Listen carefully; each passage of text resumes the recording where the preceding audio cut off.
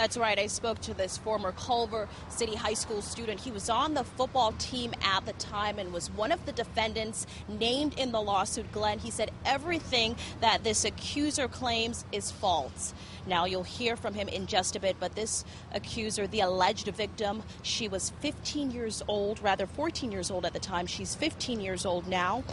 She recently filed a lawsuit that she was repeatedly sexually assaulted by several members of the school's football team between December 4th and December 23rd, 2013. Culver City PD, they confirmed that one of those students, 18-year-old Jeremy Weaver, was arrested in January of last year. The LA County DA's office filed 4 felony charges against Weaver, including 3 counts of illegal sex acts with a minor. The other alleged suspects were minors and no charges were filed against them. But Weaver was eventually convicted of 1 count of illegal sex acts with a minor. He was sentenced to 5 years probation.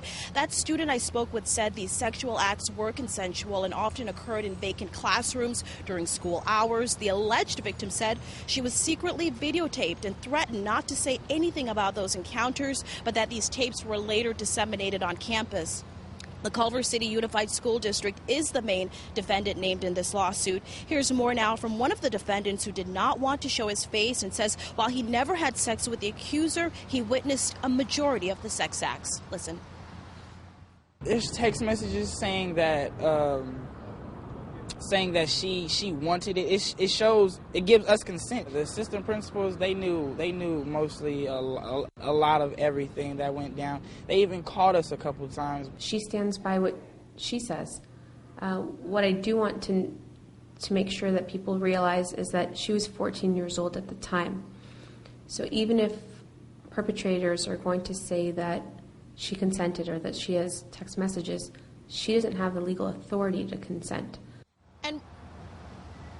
And we just received the statement from the superintendent of the Culver City Unified School District. It reads in part, the district and entire community believe the health, welfare, and safety of our students is paramount, and we responded immediately and cooperatively to this incident. Now, we're still working this story. We'll have a lot more coming up on the evening edition of the KTLA5 News. We'll send it back to you in the studio.